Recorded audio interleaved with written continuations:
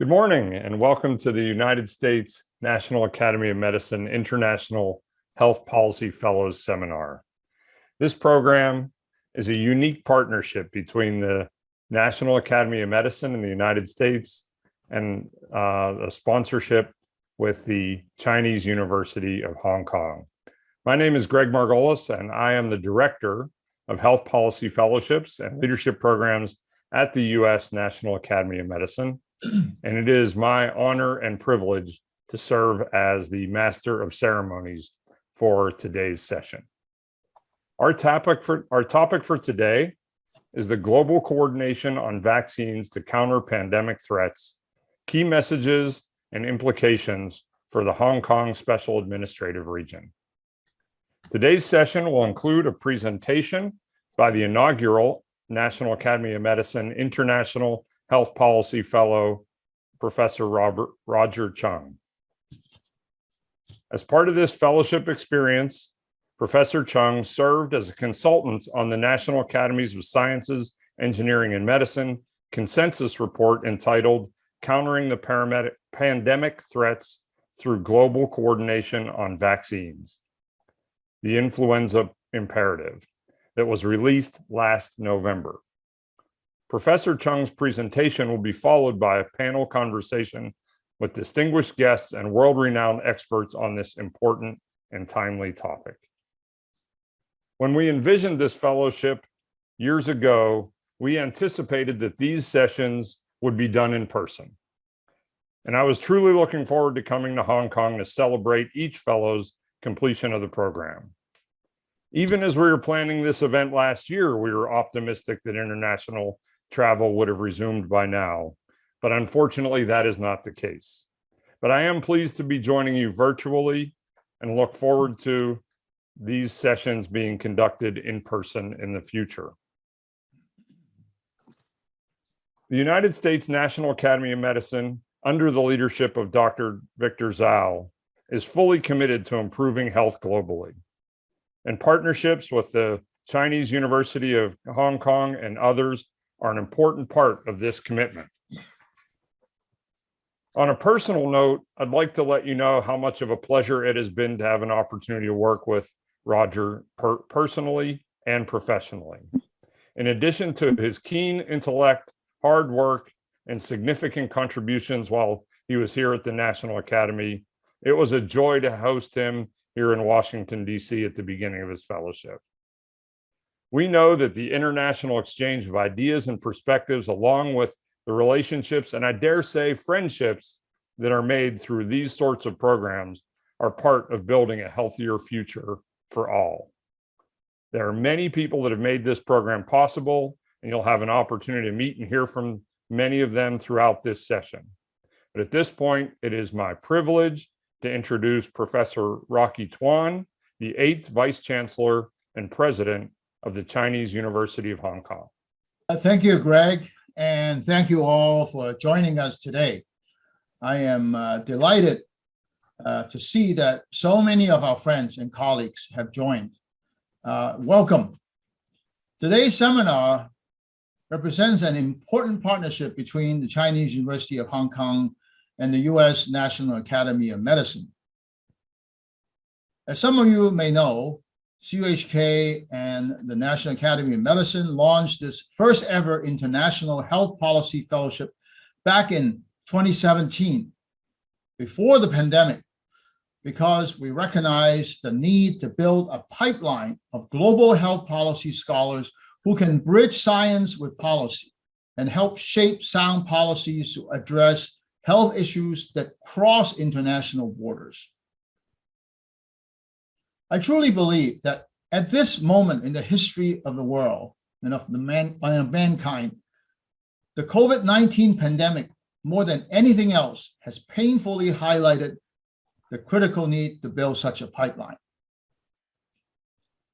In fact, as we entered the 3rd year of COVID-19, the challenges that the world still faces have made it crystal clear that these types of fellowship programs are absolutely essential in not only promoting and enabling global partnerships, but also in nurturing and developing the fellows to take on leadership activities to improve health, healthcare, and health policy in individual countries as well as globally.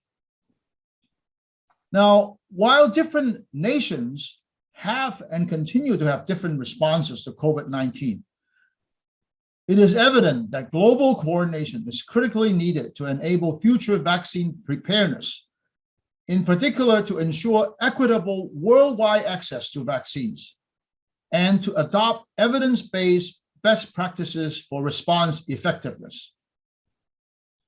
Therefore, I am very pleased that Professor Roger Chung of the Jockey Club School of Public Health and Primary Care in the Faculty of Medicine of CUHK was able to serve as a consultant for one of the National Academy of Medicine's 4 recent reports on seasonal and pandemic influenza, in spite of the disruptions caused by the pandemic, thereby getting an insider's perspective on developing sound evidence-based policies for one of the most critical health challenges facing the world today.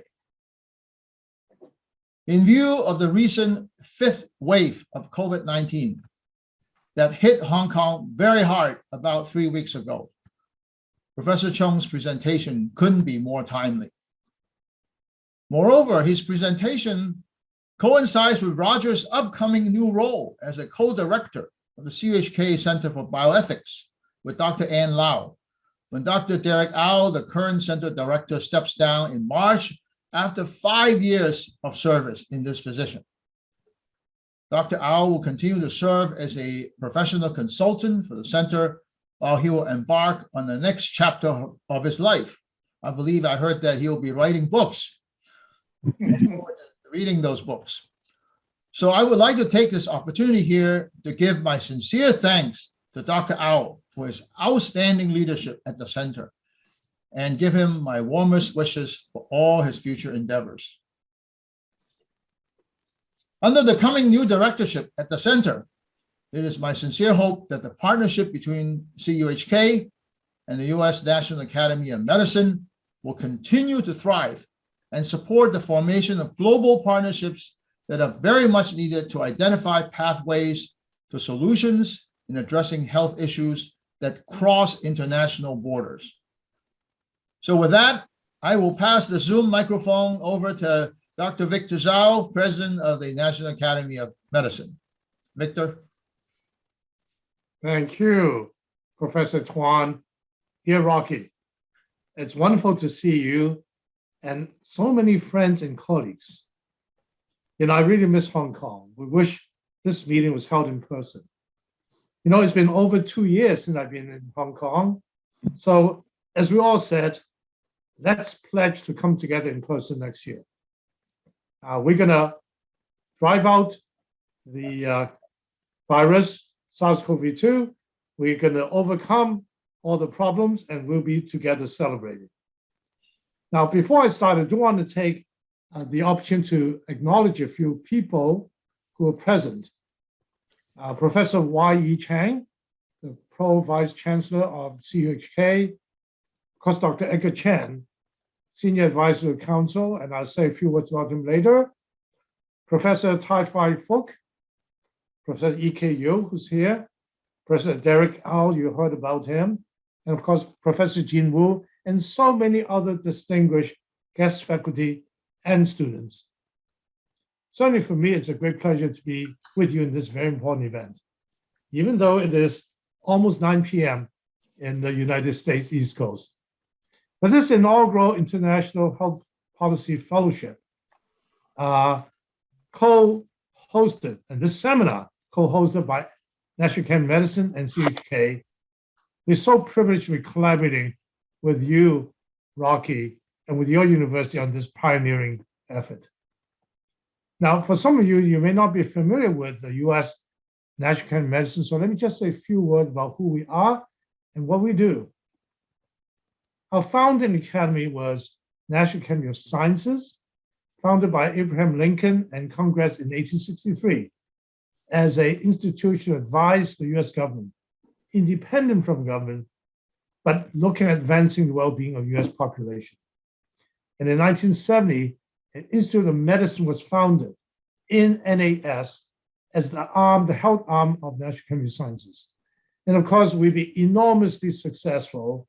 And in 2016, its IOMs changed to National Academy of Medicine. Over the years, our mandate has become broader, not only to advise US and the nation, but to work with global partners like you and organizations to address challenges that affect all of us. So our mission is to improve health for all, domestic or globally. And of course, we're totally committed to building leadership capacity as we're doing with this fellowship to advance health and health equity. Our international fellowship, the first of its kind for us, is a natural extension of the NAM's work. Since we recognize that we need to build a pipeline, as Professor Tuan said, of health policy scholars trained in bridging science with policy so that they can put forward informed decisions in some of the world's most critical health challenges. Because of that, we established a program in partnership with you. And of course, with generous support of Dr. Edgar Chen. This program will help train next generation health leaders. And of course, you already know, if you just heard what Professor Roger Chung will be co-leading the Bioethics Center, that he indeed is a leader. And of course, he will now be plugged in to a global network of experts that will strengthen international efforts to improve health outcomes in response to health threats such as COVID-19 and others. So, I think our partnership, our experience with international partnership, has demonstrated how enriching they are in terms of new knowledge, novel insight, perspective, deep bonds and connections, and perhaps most importantly, a stronger understanding of common problems we all face in health and healthcare. This fellowship is no exception. And I just feel that our friendship, our partnership in doing this is really a great model by which, as you know, other universities and countries have emulated.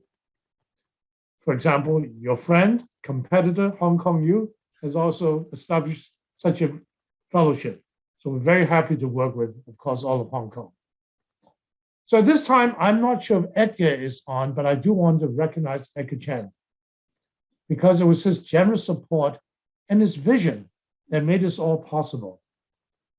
All of you know who Dr. Edgar Chen is, Chairman and Managing Director of Worldwide Investment Company Limited, Special Advisor to CHK Center for Bioethics.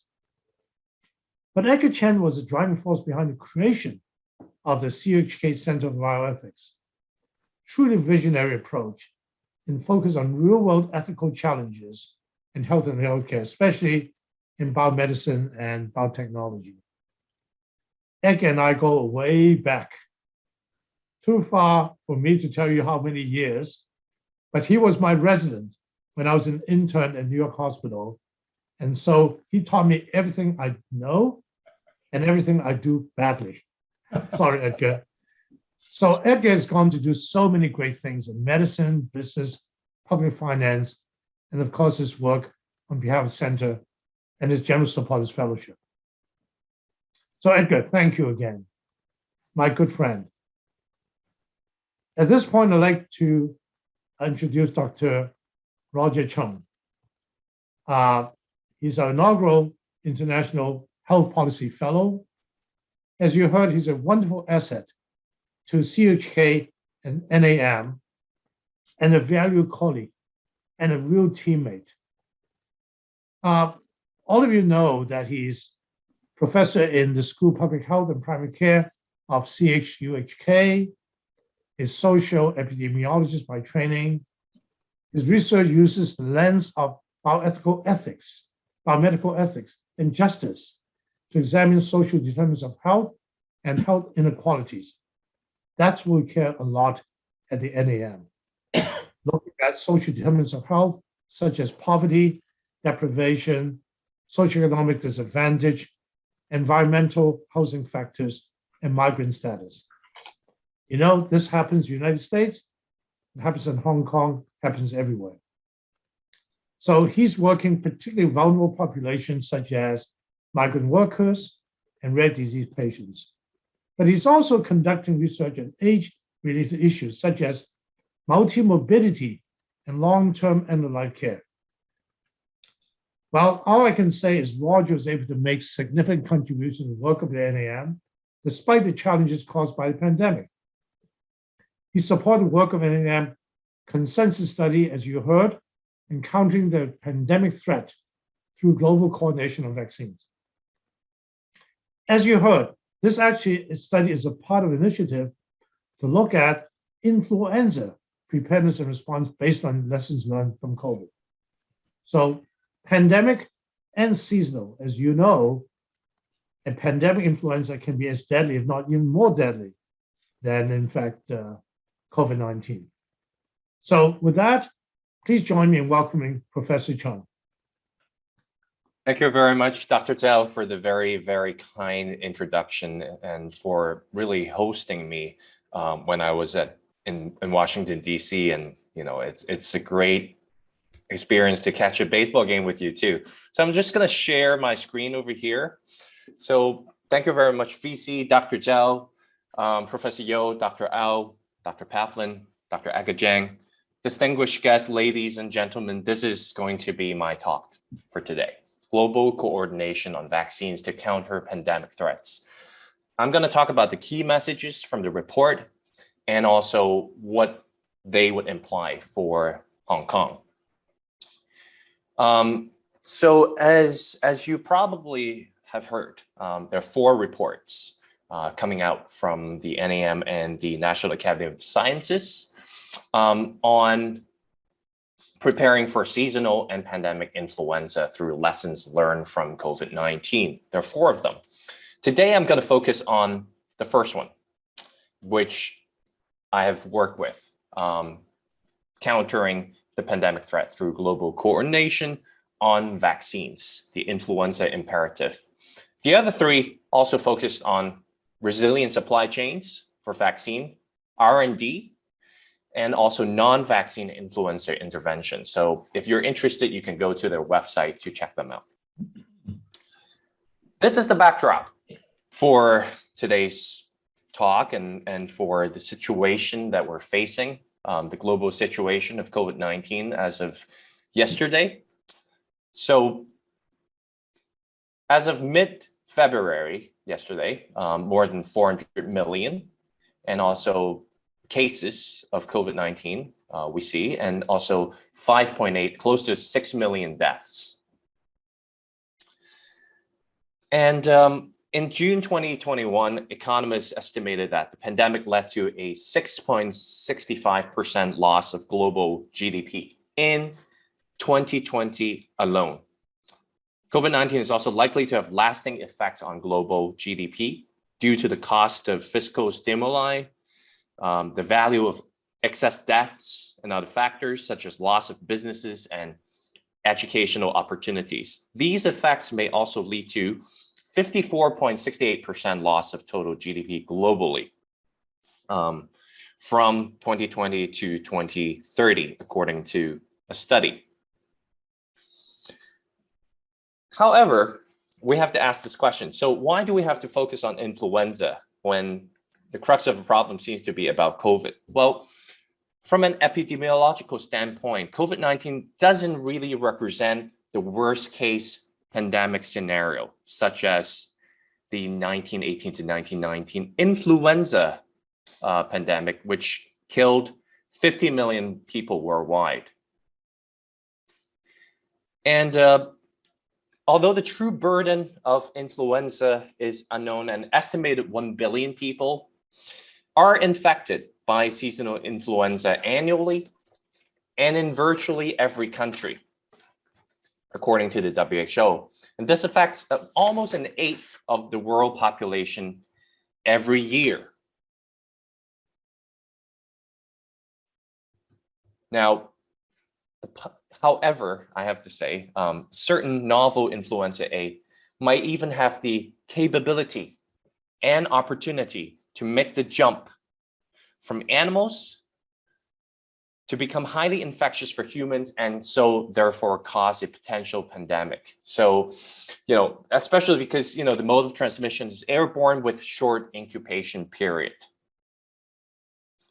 However, the public and the policymakers are usually only familiar with the seasonal influenza, and paradoxically often dismiss all the influenza and a range of minor illnesses with similar symptoms as just the flu.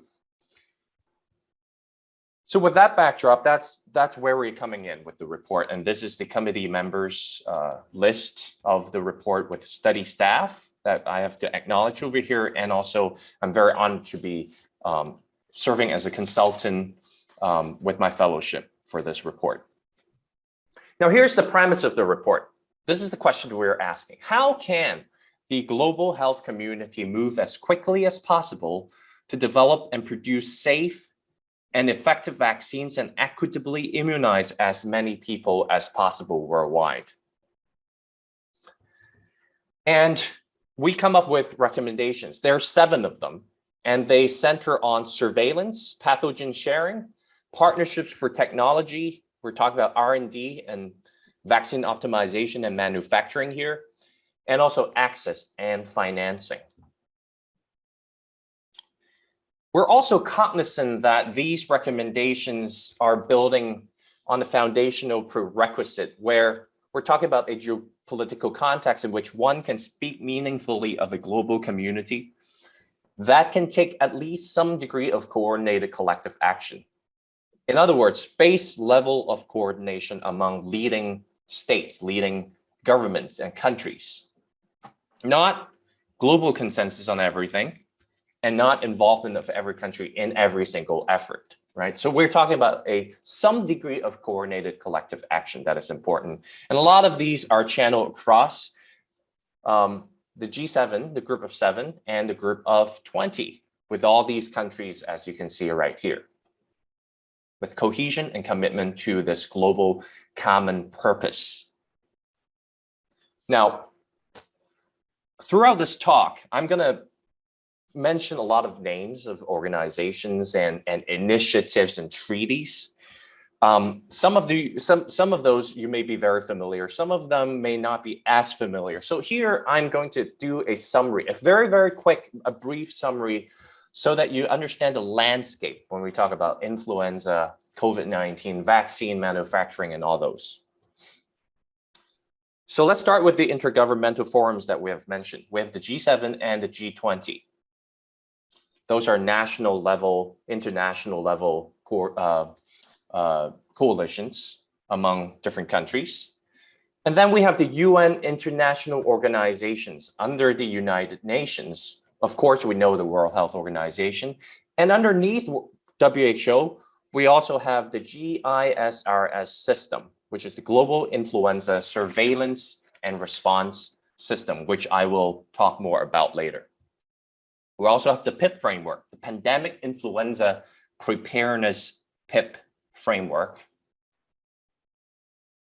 And recently, they also set up the independent panel. It's independent for pandemic preparedness and response, a panel that looks in response to the COVID-19 at pandemic, PPR. Under the UN, we also have IFAD, which is the International Fund for Agricultural Development, the WFP, World Food Program, the FAO, the Food and Agriculture Organization of the UN. Now, these 3 are all food and animal related. UNICEF, of course, the Children Fund, everybody knows. World Bank and its private arm, the IFC, the International Finance Corporation. And all these can be encompassed in the UN framework, the UN structure. We also have other international organizations outside of the United Nations that is also important. The World Organization for Animal Health, especially when we're talking about zoonotic diseases. Development banks are also important. We're talking about European Investment Bank, ADB, the Asian Development Bank, which is Japan-led, the AIIB, the Asian Infrastructure Investment Bank, which is China-led, and the Islamic Development Bank, ISDB. We also have regional intergovernmental alliances like the ASEAN, the Association of Southeast Asian Nations, Gulf Cooperation Council, and the Organization of Islamic Cooperation, so on and so forth. And other international and national organizations that could be also important stakeholders include the European Commission, Horizon 2020, looking at funding for research and innovation, the newly set up HERA, which is the EU Health Emergency Preparedness and Response Authority, the Africa CDC, US CDC, BARDA, and also their equivalents in other places, including, of course, the China CDC. And we also mentioned in this report a very important international treaty, Convention on Biological Diversity, where the Nagoya Protocol is being housed under. Finally, there are the new actors of global health, the new global partnerships, so-called new, because they are established after the millennium, and the coalitions, Gavi, the Vaccine Alliance, and also CEPI, which is the Coalition for Epidemic Preparedness Innovations, which fund a lot of the research and is a major player behind some of these COVID-19 vaccine innovation, including the AstraZeneca, which we're all familiar with. So this is a summary of the landscape, and from here and there, when I'm talking about the recommendations being made in this report, I will mention some of these organizations. Now, here are the key findings, an outline of those key findings and recommendations, which I will touch upon today, at the outline of it. First of all, we'll talk about the governance and coordination. We will then talk about surveillance. We need to talk about surveillance because it is also related to vaccine manufacturing and pathogen sharing, PPP to accelerate development, and then a concept called a moonshot for influenza vaccine, where we're trying to come up with a universal influenza vaccine for all types of strains of influenza. Manufacturing scale up and geographically distributed hubs. Last but not least, we'll talk about how do we score the goal at the very end. 7 recommendations. All right. So let's first talk about governance and coordination. What are the findings? What are the important findings around this? We know that there are pre-existing arrangements for influenza that make influenza special and unique among the other pathogens. They're more coordinated and global than other pathogens. It constitutes a functional, if limited, ecosystem. And by that, we mean a technical and policy system where the vaccine strain selection process for surveillance is available, the relations between private and public sectors, and the ABS system, which is the access and benefit system, is in place. However, there's pressing needs to integrate these actions in order to strengthen the preparedness for pandemic influenza with interventions to improve it for other pathogens also, especially respiratory viruses. We need to have integrated governance, financing, technical and operational architecture that can address all these respiratory virus pandemic threats. And these, when we're talking about this integrated system, it should not undermine what is already in place, but should move away from disease-specific siloed systems. And for example, the GISRS plus system under the WHO is now moving to that direction. So it is the GISRS is actually established under the WHO since 1952 to look at influenza, with national influenza centers in 124 WHO member states, and Hong Kong is also part of this system because we also have these national influenza center under China. So here's the recommendation. WHO, according to these findings that I've mentioned, WHO should develop an integrated agenda to take on this task, according to the report, which should include surveillance and information sharing, development and manufacturing and deployment of vaccines and other essential components of the vaccine manufacturing supply chain. And this should comprise a key component of the overarching agenda for PPR, Pandemic Preparedness and Response, which encompass pandemic influenza, but also other respiratory diseases, as we have already mentioned, that build on existing mechanisms for coordination in the influenza arena. And the member states need to task the WHO to assume leadership and collaborate with relevant multilateral partners like the OIE and the FAO to have a framework for strengthened surveillance systems and information sharing at the country, regional, and global levels. The OIE, just a brief description, just to make sure that you understand. It was established since 1924 outside of the UN framework, but it's recognized by the WTO with 182 member states, while the FAO is under UN with close to 200 member states and is established since 1945, focusing on food security. The WHO should also work jointly with existing international stakeholder organizations with expertise in these R&D, manufacturing, and supply chain and deployment to come up with that framework, right, for all these influenza and respiratory pathogens with pandemic potential. By these, by that I mean UNICEF, CEPI, Gavi, these companies, these organizations need to be collaborating with the WHO. As I promised, I will tell you what CEPI is if you're not too familiar with it. It is established since 2017 as the Coalition for Pandemic Preparedness and Innovations. So what does it do? It basically is a nonprofit organization financing independent R&D for vaccines against emerging and infectious diseases. While Gavi look into the access, the distribution, the deployment of vaccines and try to increase equity across different countries, and especially in middle and lower income countries. Since 2000, these are the new actors of global health, so to speak. Now let's move on to finding number 2, surveillance. We need to talk about surveillance, right?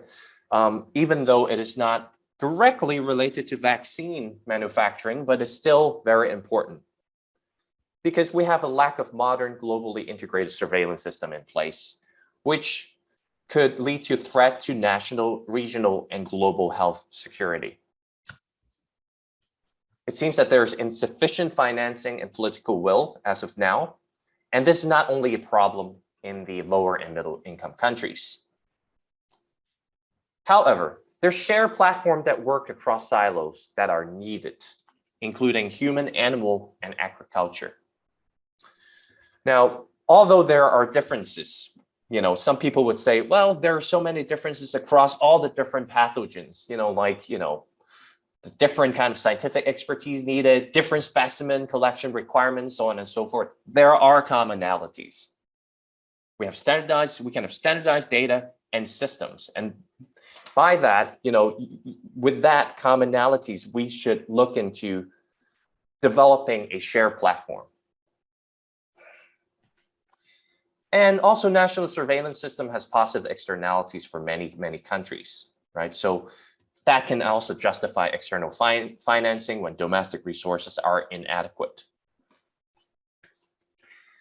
Moreover, the independent panel for pandemic preparedness and response, which is newly established in response to COVID-19 by the WHO Director General as an independent panel, though, the IPPPR is also working on recommendations for institutional mechanisms for surveillance, including a global viral surveillance network.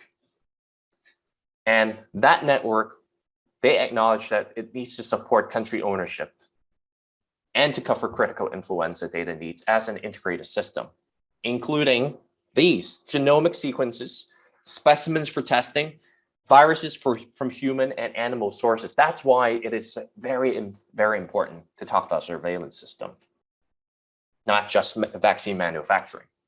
So here are the recommendations.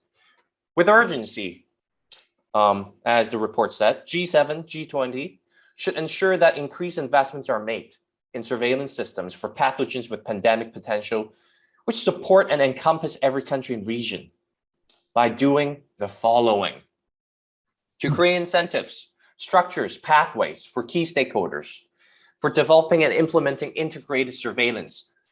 We can talk about a framework of One Health. We can use that, right? Because it needs to have firmer support for zoonotic surveillance through WHO, OIE, FAO, all these stakeholders that look into animal health and food and agriculture. We need to strengthen and finance regional surveillance structures and networks through partnerships between regional development banks. For example, the ASEAN, the Southeast Asian nations, the Asian Development Bank, which is Japan-led with 68 members regions, and the China-led AIIB, for the Hong Kong audience, Hong, 105 member regions, which is younger. If we move away from the Southeast Asian region, then what about, for example, the Islamic Cooperation, OIC, the Gulf Cooperation Council, and also the equivalent of AIB and AIIB over there is the Islamic Development Bank. We need to work with them, right?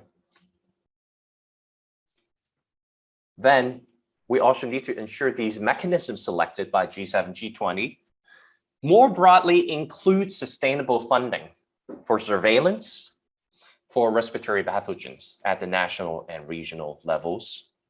And these governance should include relevant international agencies in addition to the development banks and WHO, like the IFAD and the World Food Program.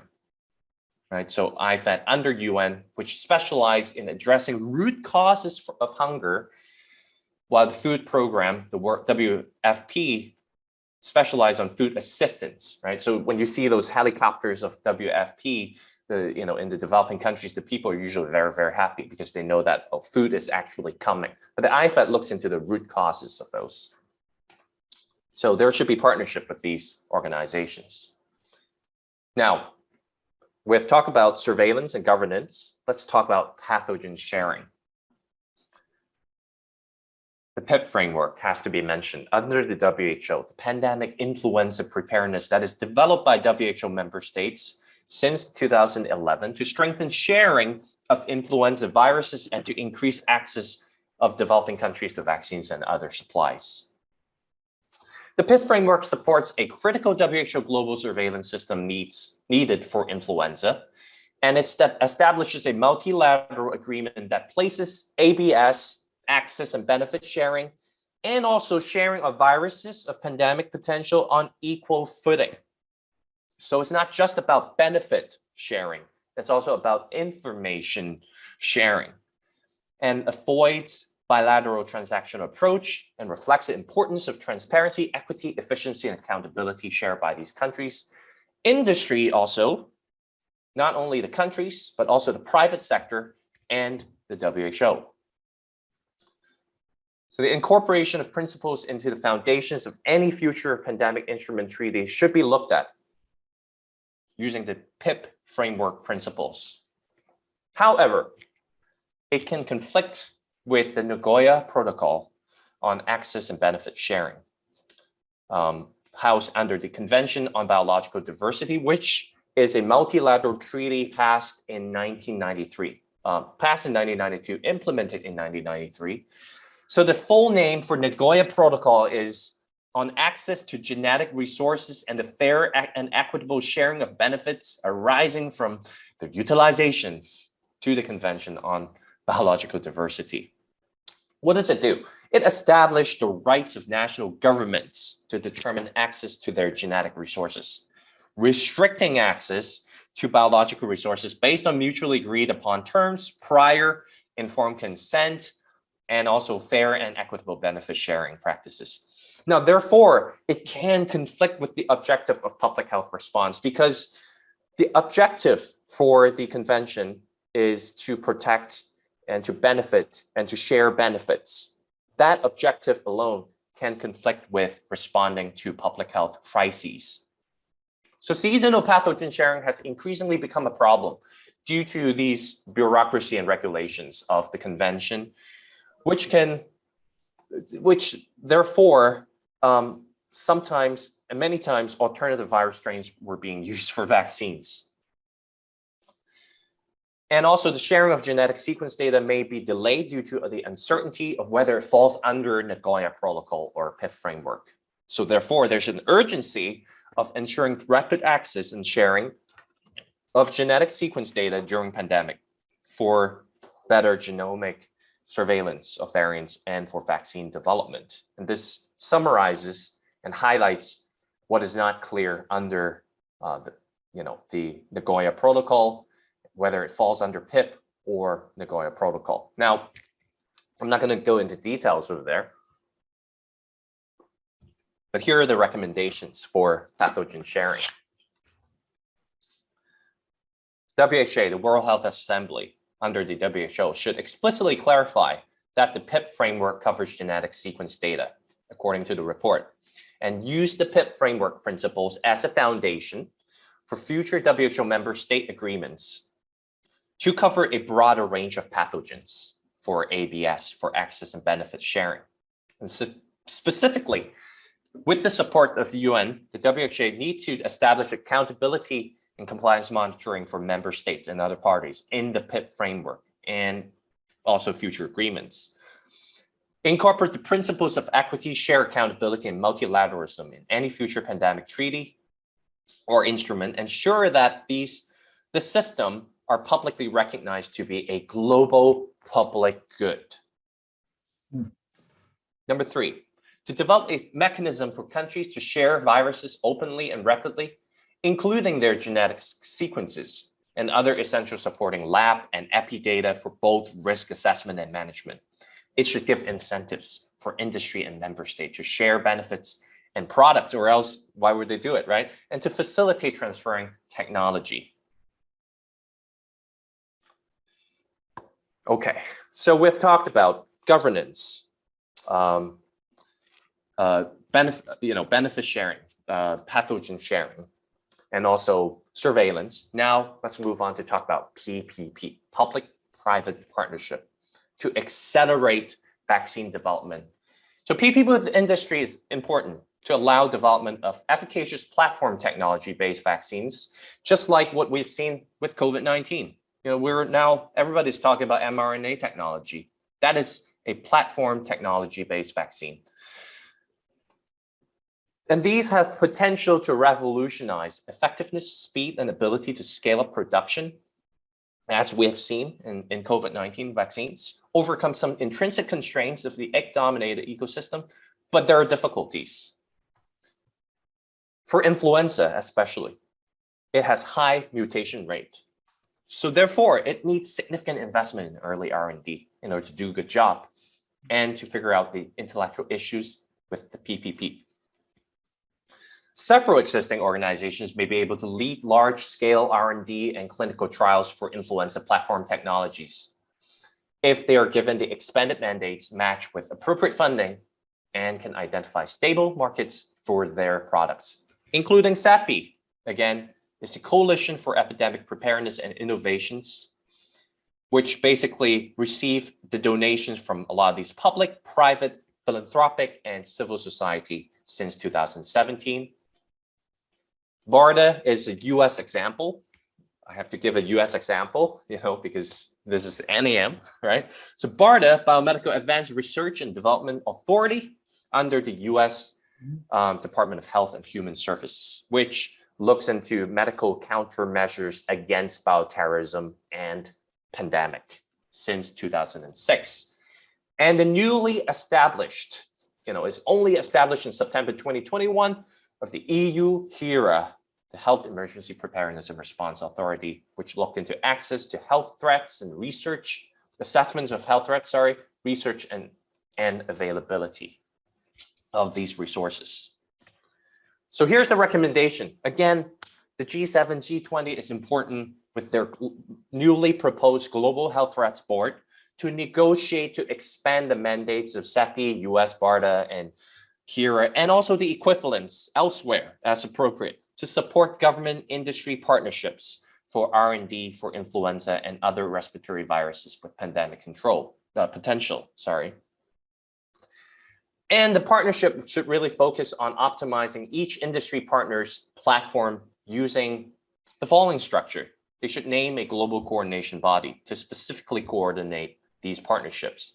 CEPI can be considered because they have the access principles built in. It's a very possible choice. Countries that fund vaccine R&D should ensure that R&D for pandemic influenza is part of their funding portfolio and strive to identify investment synergies to maximize returns on investments. Now, again, we're talking about these regional organizations that can support mobilization of government industry partnerships. And also have affiliated teams to identify promising technologies and to consider investment required to reach efficiency yields, supports phase 1 to 3 clinical trials and dosing trials, and build in workforce development training for areas of expertise required to be at the table for technology transfer of these products.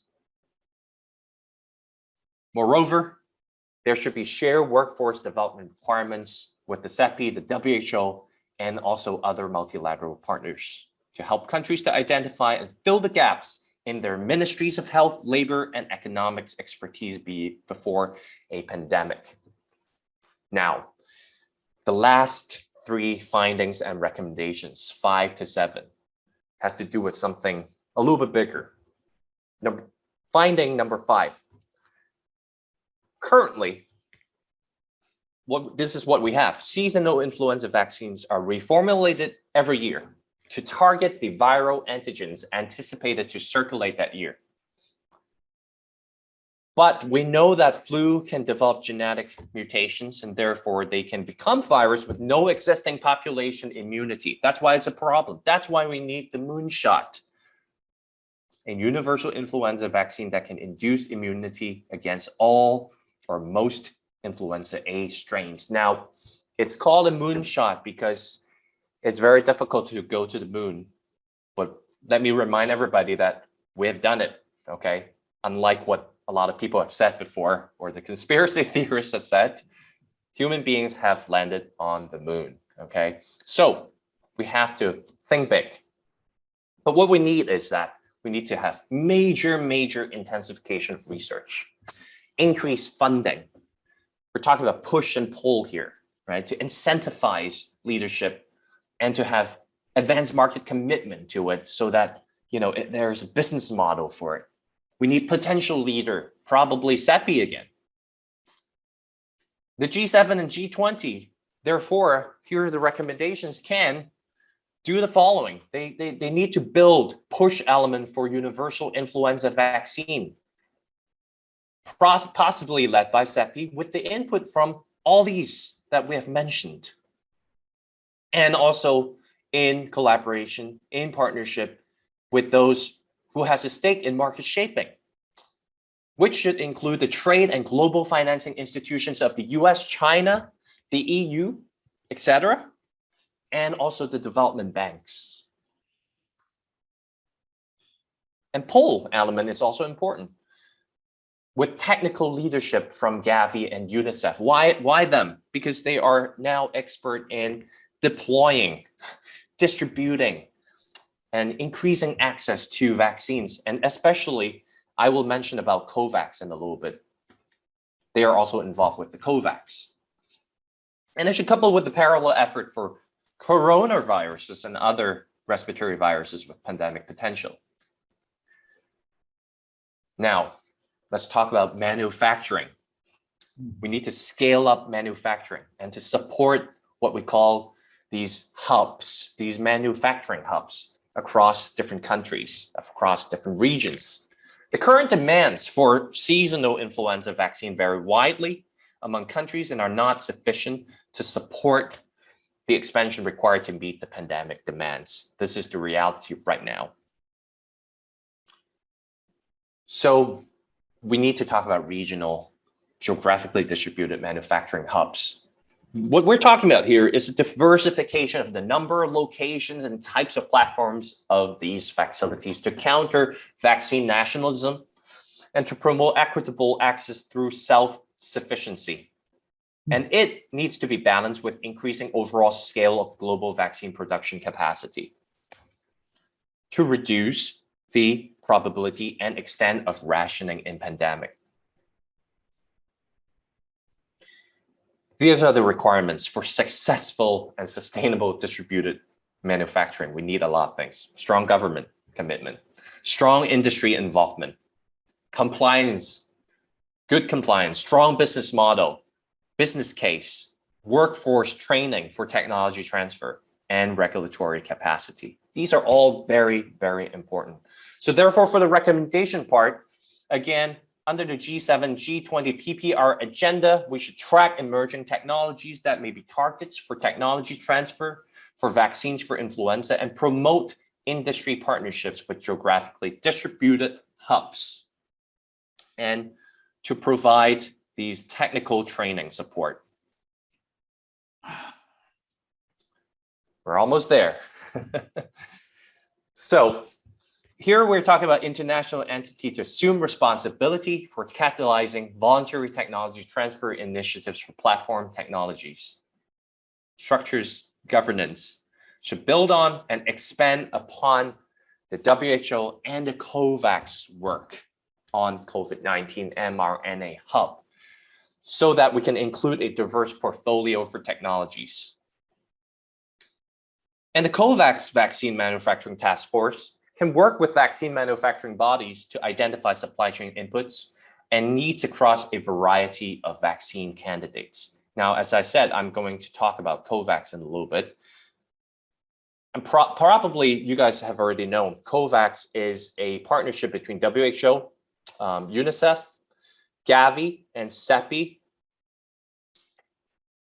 and is one of the pillars of the Access to COVID-19 Tools Accelerator under the G20 initiative, the ACT-A initiative, which looks into equitable access to COVID-19 vaccines and to try to ensure that that we have equitable access to COVID-19 vaccines for the low, especially for the low and middle income countries. And it's joined by 184 countries. I know that Dr. Derek Eld in a little bit as the panelist will also discuss a little bit about the strengths, but also the weaknesses and the kind of limitations of the COVAX facility. Or moreover, we need to develop platforms suited for the production of vaccines for other pathogens, and plans for geographically distributed hub training requirements.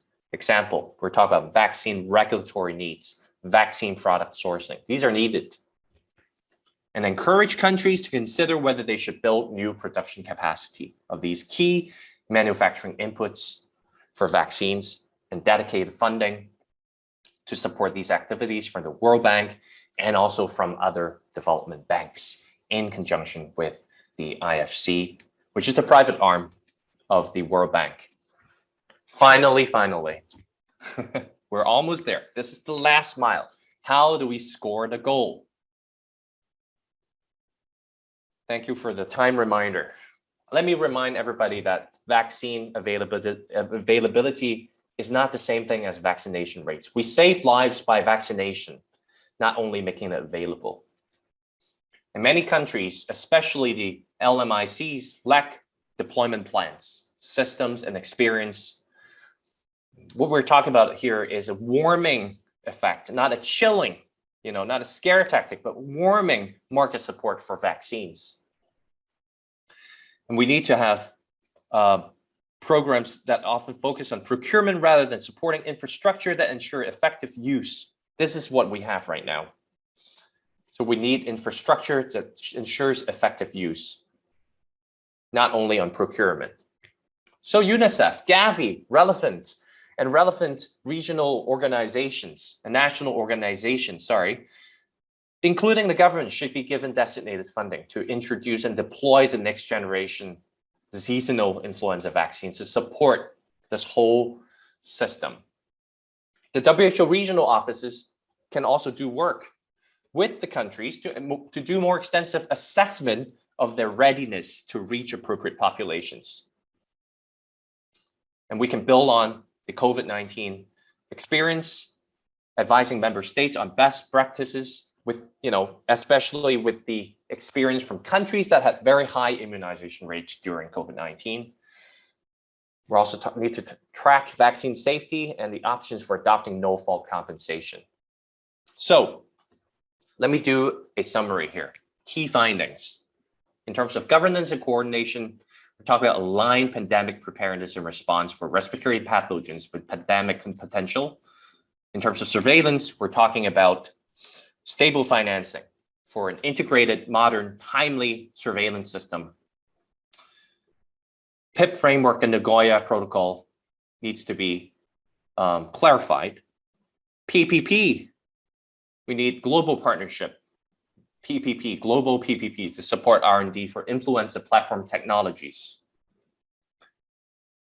We can look into financing and organizing for a transformational universal vaccine, the moonshot, and manufacturing and supply chain capacity to scale up the manufacturing, and also the last mile to score the goal. We need globally coordinated deployment activities. So here's the very, very last part, okay, which is the implication for Hong Kong. As you know, Hong Kong is a special administrative region. It's actually very small. It's a city. It's a metropolitan city situated in the southeast region of China, as you can see over here. It's a little bit over 7 million people by 2020, ethnically homogeneous, and just a little bit smaller than the smallest state in America, which is Rhode Island. And it is very, very highly developed, socioeconomically speaking, with GDP per capita very high. However, I have to emphasize that it is, for many, many years, for many decades, it has not been a place for manufacturing, but financing mainly. It's a financing hub. And in 1997, there's a change of sovereignty, and now it is a special administrative region of China.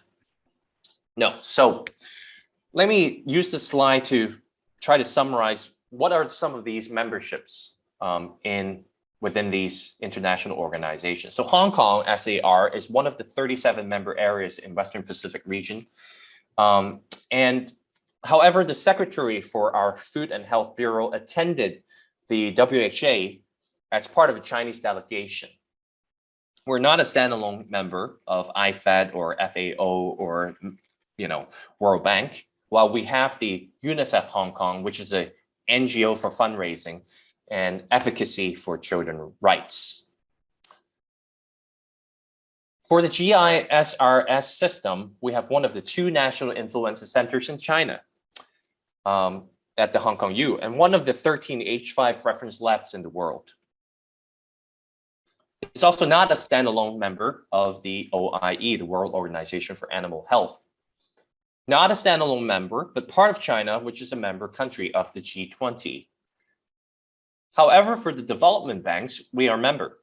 All right, so Hong Kong is a member since 1969 for Asian Development Bank, and also a member since 2017 for AIIB. Also, the treaty for Convention on Biological Diversity is also extended towards Hong Kong in 2011. Here's a picture, a report from 2018 of AIIB welcoming Hong Kong contribution of $10 million to help low-income countries in Asia. So there is a strong partnership with AIIB and Hong Kong government. Here's a Hong Kong government press release in 2021 showing that the Hong Kong government has also reached a tripartite agreement with Gavi and the drug manufacturer AstraZeneca on the donation of 7.5 million doses of AstraZeneca to the COVAX facility. CEPI and Hong Kong, you also expand partnership to develop intranasal COVID-19 vaccine candidates. So these are some of those partnerships that we have in Hong Kong. So this is the last, materialistic, with substance, slide with the substance, okay? what can Hong Kong do?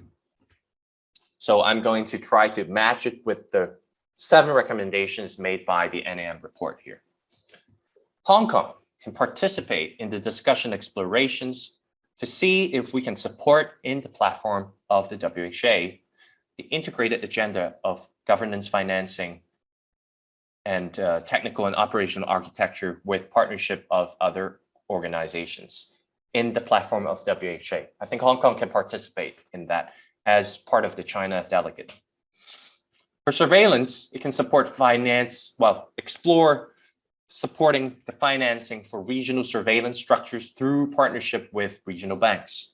You would realize that a lot of these, we're talking about financing, funding. A lot of these are funding through Asian development banks, because as I said, Hong Kong is a financing hub, is a financing center.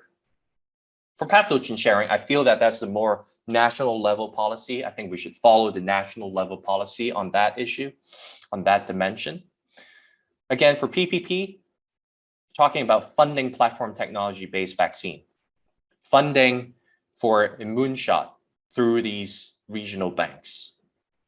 And for manufacturing, again, since Hong Kong isn't really a manufacturing hub anymore, I think they can also think about supporting these geographically distributed hubs through funding from regional development banks for other countries. And work with the WHO regional offices for the last mile in terms of assessing readiness and thinking about deployment. Some final thoughts. Vaccines do not save lives. Vaccinations do. So we need to also have a wider PPR framework that also include not only influenza, but also other respiratory pathogen. And I think that this is a global imperative. Even though regional support is important, it's a global imperative that we need to take a cosmopolitan approach, because pandemic is global and it's not a national regional matter alone. With that, these are the references. And I would like to take this opportunity to thank all my colleagues. This is the baseball game that we went to with Dr. Zhao and Dr. McGuinness. This is the Rockefeller Mansion and also the NAM Center, the CAC Center. And these are the people that I would really, really like to thank, including Dr. Zhao, Dr. McGuinness, Dr. Julie Pavlin, who's going to be a panelist today, Dr. Janelle Winters, who who's the leader of the NAM staff for this report, and also my other colleagues who I've worked with for other projects under the NAM Healthy Longevity Project, Cecilia Shaw, Ayana Ogawa, especially NAM Fellowship Office, who is really, really being very hospitable, very, very kind to me. Greg Margolis and his family, Yasmin, Yumi, Andrew, and also the people from CUHK, my VC for the support, Dean Chen for the support, Professor Ike Yo, Professor Samuel Wong for the support, Dr. Eder Al, Professor Chen, Professor Falk, and Joey, of course, for the magnificent support, and also Professor Joseph Song, who also left CUHK, but he also wrote the recommendation for me, for this fellowship. And of course, the benefactor of the fellowship, Dr. Akujang, and all the other colleagues that I've worked with and people who have helped me out during my fellowship. In the interest of time, I can't mention everybody's name here, but thank you very much. It has been a pleasure. I've learned a lot, and I'm very looking forward to the discussions after this. Thank you very much. Roger, that was a true tour de force. Amazing coverage of an awful lot of material, and thank you very much for sharing your experience and your recommendations. We're going to jump into a panel discussion at this point, and I'm going to beg everybody's indulgence as I abbreviate everybody's introduction in the interest of time. I'm just going to give the highlight of their career and current role, and encourage you to look at the registration for this particular seminar for a complete description of their amazing backgrounds. Our panel today consists of Professor E.K. Yo. Professor Yo is a professor of public health and director of the Center for Health Systems and Policy Research at the JC School of Public Health and Primary Care. He will be followed by Dr. Julie Pavlin, who serves as the director on the board on global health at the National Academies of Sciences, Engineering, and Medicine, where she coordinates analysis of health developments beyond U.S. borders and areas of international health investments that promote global well-being, security, and economic development. And then finally, Dr. Derek Au. Dr. Au is the director of the CUHK Center for Bioethics at CUHK. I will turn it over now to E.K. Yo. Thank you very much, Greg. Certainly, we have a very distinguished panel. Both Julie and Derek will be doing a brief presentation first before we have the discussions. I think because of the time constraints, we'll probably be merging this panel discussion with Q&As. So I already see some questions and answers in the Q&A section. So if any of the participants have any questions, please log them in the Q&A session, and we'll pick them up for discussion after the two presentations. First by Julie, and then Derek. Julie, the floor is yours. There's the mute. It always moves when you share your screen. Thank you so much for that kind invitation, and thank you so much, Professor Chung. As everyone mentioned, a fellow with us, we rely so much on our volunteers at the National Academies of Sciences, Engineering, and Medicine. And it's our committee members, it's our people who bring the information to our committee, but it's especially people like Roger and the fellows that really make this happen. And thank you so much for sharing your expertise. I am going to be very brief. I'm going to run through this very fast to give more time for questions at the end. But as Roger mentioned, this was a one part of a broader group on advancing pandemic and seasonal influenza vaccine preparedness and response, and even beyond vaccines. And we will really want to take that information that we've been learning from COVID-19. And what we saw with COVID-19 is that we're not prepared. We're not prepared for influenza. As long as we've had the century of influenza, we're still not prepared. We must be prepared, and we can't wait until an influenza pandemic to learn from these lessons and to implement those. So we wanted to do that. So that was part one of four, as Roger mentioned, the global coordination, what he just presented. But I was just going to try and pick out a few things from each of these other reports that really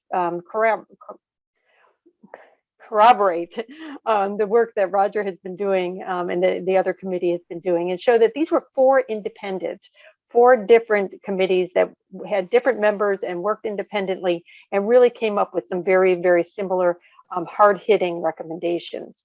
So starting with just vaccine research and development, they looked in four different areas. Starting with the basic and translational science. And really here, it was to take that science and to deliver a diverse array of influenza vaccines. We know the one incredible thing with COVID is how we developed new vaccine technologies and did it really fast and got those vaccines out there quicker than we've ever done with other vaccines. So what do we need to do that moonshot that Roger talked about and get some novel platforms and technologies out there for universal flu vaccine and building that global capacity? And then also on the clinical science side is how do we expand clinical trials globally? We need to have diverse, not just geographically, we need diverse demographically, we need diverse immunological populations. We need to work throughout low and middle income countries and throughout the world to really expand those clinical trials, as long with the manufacturing to avoid the delayed rollout of vaccines. And then finally, the regulatory science to facilitate collaborations between regulatory bodies. And when there's different messaging that we need, why does one vaccine and a very similar vaccines, why somewhere else, why are they getting different approvals or non-approvals? We need to coordinate that a lot better. And so this was the summary of recommendations from that report, but the bottom line is having vaccines earlier and ensuring that they are widely and equitably available. And then we had another report on public health interventions. This one actually didn't really have much to do with vaccines, but all those other things. And so important on mask wearing and ventilation and don't use barriers and how to better improve communication and implementation programs. But certainly some that Roger had mentioned are surveillance, One Health surveillance. How do we improve that? How do we get rid of disincentives and barriers? How do we improve the incentives to actually have that surveillance data, to be able to share it and harmonize it and use it in a real-time fashion? And then for the resources, how do we get, again, we even talked about therapeutics in this, and how do we manufacture the therapeutics and get those resources and make sure that we can share those between countries and make sure that there's an equitable distribution. And as Roger was mentioning too, how do we encourage not just all these different organizations and private companies even to improve their research and development, not just for vaccines, but for all of these different things, therapeutics and other kind of public health interventions, even something as simple as masks. And then finally, with supply chains, we really need to show that it's so complex, and a lack of any critical component, including a skilled workforce, can really cripple production potential. So how do we get that supply chain working so that it's working for seasonal vaccine for flu and it's working for pandemic as well? And one of the issues too is that many of the most important critical components are produced by a handful of countries. And so this slide here demonstrates how disruptions in trade issues in any country of importance in vaccine manufacturing could have a ripple effect throughout the whole supply chain with implications for distribution and delivery. So we need to take that into account. And finally, we need logistic systems that can prevent disruptions in our vaccine campaigns. We need to make sure that the data systems are there, and we need to look at things that can affect vaccine demand, because without the demand, we're not going to be able to really get the vaccines out there that we need to. So we need to look at communication methods. We need to look at vaccine hesitancy. We need to make sure that demand is there. So just a very quick run through how all of these independent reports really did work together as Roger presented in his. So I will turn that over now to Dr. Zhao. Thank you. Let me share my PowerPoint.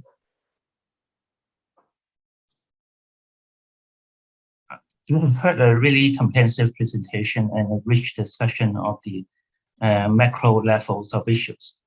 Here I'm going to just make observations and discussions on 3 points.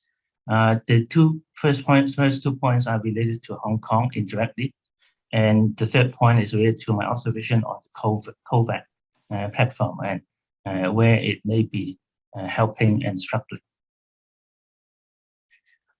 The report mentioned, as Roger also quoted, vaccines do not save lives. Vaccination saves lives. So you need to make sure that the vaccines available is actually administered to the risk populations. In the report, I think here for Hong Kong, it may be fine print report, but I think it's important for Hong Kong that we need to learn from countries on best practices that led to high immunization rates during COVID-19. And I think that will happen and be an ongoing challenge for Hong Kong in future pandemic as well. I'm referring, of course, to the failure or difficulty of Hong Kong in giving vaccines and vaccines to the elder population, who are really the most high-risk population, not just for COVID-19, but also for influenza. Here, I have taken a convenient snapshot from the Facebook share by local expert Professor Ho Pat just last week on the situation in Hong Kong. We are now slightly better this week, but we are really struggling to get the elder populations in Hong Kong to above 40% on average. So people, I came from a background of community geriatrics in my early clinical years. And of course, I have my thinking on why it has not been successful for us to convince the elderly to take the shot. But other people equally have their perspectives and opinions and views. And I think after the pandemic, or even during the pandemic, I think it is really an empirical challenge for Hong Kong to study and learn whether this problem is organizational, whether it's a cultural issue, whether it's a communication issue, or what. So we all have our hunches and insights, but I think it's really important for Hong Kong to zoom in on this after the pandemic, or even during the pandemic, to really understand why we are not getting there for the elderly in Hong Kong. The second point, also taking a point from the report from page 83, where it talks about perhaps the dilemma of whether you still put the trust mainly on the egg-based technology, conventional inactivator vaccines, and so on, or whether you move on to novel vaccines. In some sort of way, I think my observation is that Hong Kong has a little bit shy away from the issue of what exactly to tell the public, whether we should encourage the public to take the more effective messenger RNA vaccine, or to go for the safer inactivated vaccine, or just leave it to personal choice. At the end of the day, it does make a difference whether the whole population takes the most efficacious vaccine. But I think we can be a bit understanding in that people would hesitate to take on new vaccines in a short notice, okay, because we are not sure whether it's really safe as claimed.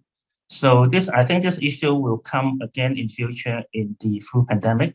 Roger talked about the moonshot, but before we have the moonshot, I think it's likely that in future we will have still a period of time where we will be facing both traditional vaccines and also new vaccines, and people would have to be advised on which one to preferably to take for the good of the whole population. I'm just going to say a few observations on COVAX, the COVAX platform, based on this is mainly based on two sources. One is a research briefing to the parliaments in UK, which observed that really the COVAX initiative has not been delivering what it hopes to deliver. That is by a recent count of the low-income economies, it plans to vaccinate at least 30% of the population, but it has not been able to do that. The countries that are rolling out for the vaccines have found that the vaccines are not reaching to the low-income populations. And one of the problems noted by WHO Director General in January this year is that countries have been making parallel deals to acquire and stockpile more vaccines for their own national need. So that sort of makes the global distribution difficulty. There's an observation again by the Director General that the gap between the number of vaccines administered in rich countries and low-income countries is really becoming bigger by the day. Okay, so by October last year, where all the doses are being pledged to COVAX, only a small amount of them have been delivered, and less than 1 in 10 health workers have been able to get vaccinated in the African continent, in contrast to high-income countries. So the inequity is huge. And I'm not saying that the COVAX is not doing its best to work on the situation, but it is something which is, I think, intrinsic to the organization and the administrative aspects of the program that is not delivering what it hopes to deliver. So here again is another summary in the research briefing to the Parliament in UK. The COVAX has really been struggling, and only 9% of the people in low-income countries are able to get at least one dose vaccine compared to much higher rate in high-income countries. This is a graphic representation of how huge the gap is. So this is my final slide. My observation is that the huge disparity or inequity in making the vaccine really reaching the global population equally equitably. I think the first issue is that there is indeed a a tension between national agenda and global agenda. The second point I noted for the national agenda for high-income countries and regions like Hong Kong, certainly, even though we now know that herd immunity is an elusive goal, certainly the aim would be to get the vaccination rate to at least 80%, 90%, or even 100% if possible. So that responsibility of the government is really inescapable. And that is in tension with the idea of equitable some vaccine for all idea in the WHO idea. So unless this is explicitly discussed and addressed beforehand, the same will happen in future pandemics. That is, national agenda will be in conflict with global agenda. And the third point I observed is that you can get a sense from Roger's presentation that there's hugely complex number of organizations that try to work together to deliver this agenda for the common good of the world. And for such a huge, complex organizations, structures, you need to have really effective implementation, governance, and accountability. And I don't think we have really begun to address it yet. We are still hoping that the big organization charts will eventually people come together to deliver. And I don't think it will. It has not this time. And I don't think it will in the future pandemic. So it will become still an ongoing challenge for the world. So thank you for the attention. I hope I'm leaving some time for Professor Yeo to moderate some Q&As. I thank you very much, Derek and Julie, for covering those areas. I think today we've heard from three very distinguished speakers and panelists, covering a whole broad range of issues. And we've even gone more downstream in terms of vaccines as compared to vaccination, which is important. And we also covered areas of not just governance, but the actual implementation. We also touched on the pandemic, a more holistic approach. And of course, even beyond that would be the all hazards approach in terms of preparedness from not just respiratory pathogens, but from other public health hazards. So a lot of those issues are on the agenda. But for today, I think we'll be concentrating mainly on the presentations today. And I think I've got, I see two questions there. One relates to exactly the issues which have been raised about governance and the global partnerships, right? So the question is that the recommendation for WHO to lead, yet WHO is chronically and severely underfunded by member governments and needs to rely on funding from the Gates Foundation and others. How to give WHO the funding to be able to lead? So I suggest that perhaps this is something that maybe Julie and Roger could touch on because of the reports. Since both of you have been involved in the reports, we also, you have also seen from the presentation about the limitations of what COVAX has been doing. I mean, WHO has always had this problem. I mean, they have the mission of coordinating all these things. And of course, the global governance agenda is really quite complex, as has been said. So how do we actually get WHO to do this role? Is it just about funding, or are there other issues and things that can be involved? So on to you, maybe Julie first. Or maybe I can take a stab at it and then let Julie chip in afterwards, because this is a very, very complicated question. I think it's a very great question. It is a very realistic question. It is a little bit outside the scope of the current report, unfortunately, because now we're talking about how do we reform the WHO, because but let me remind everybody that the WHO was not always like that, right? So right now, currently, the WHO secretary can only control distribution of about around 25% of the WHO budget.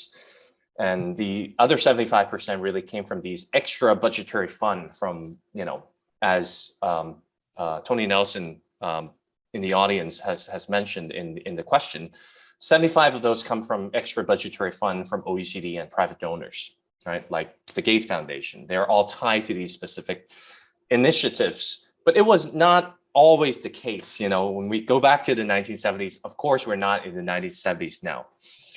but it was the other way around. So what I was trying to say is that I think things can change, although outside the scope of this report. But a part of it is that can they talk about reforming WHO and how they would use their own budget, right? How they would come up with their budget. That is outside of the scope, but that is important. On the other hand, you will see that some of the recommendations do not only rely on the WHO platform. We also talk about the CEPI. We also talk about the new global health actors like Gavi, the Alliance. How do we springboard from COVAX facility? Well, in collaboration with the WHO, because we cannot really ignore the fact that WHO, it was founded on an egalitarian one country, one vote system that is still very important. I mean, that democratic system is still important to give voice to science and to the poor countries. I think we cannot, ignore the fact that it is still the case. So we need to try to see how we can, make it work in collaboration, in partnership with the new actors, and not just chuck WHO completely away from the equation. What about you, Julie? What do you think? I think Roger, the issue is not about WHO's internal structure. I think it's about global governance. There's a difference between international organizations and global organizations, because WHO is not a global organization. It's an international agency.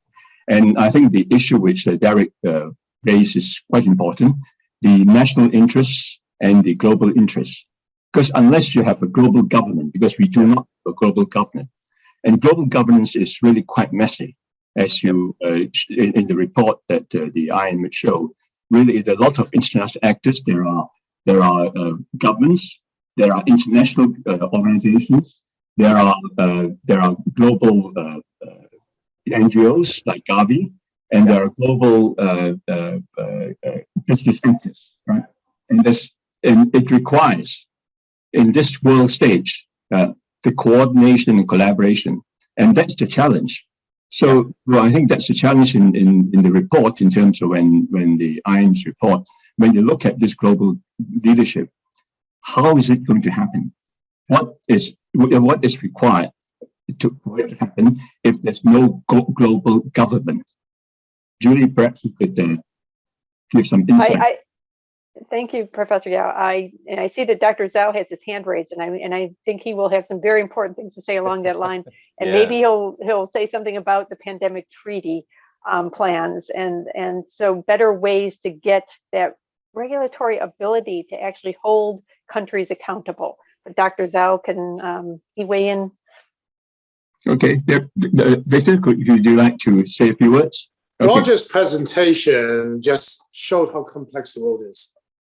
And EK, I totally agree with you. It really comes down to governance and finance. But there's nobody that can actually create the governance. WHO is only an agency. And one hopes G7 or G20 will come together to create the governance. I serve on almost every organization that you talked about. I'm a principal of ACT-A.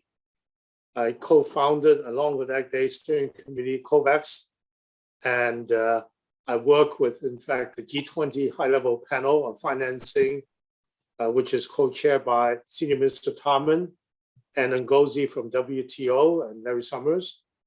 I work on the Global Pandemic Preparedness Board, so they're all international bodies, kind of the alphabet soup that Roger talked about. What's very clear is many proposals, IPPR, the G20 high-level panel, all ask for new governance, which WHO is only a piece of the governance. But the problem is the geopolitical issues prevent the development of an agreed upon governance structure. And even in G20, where in the Berlin meeting, or the Rome Declaration, the problem is that countries who are not part of G20 feel that they don't want to be, in fact, play along with it.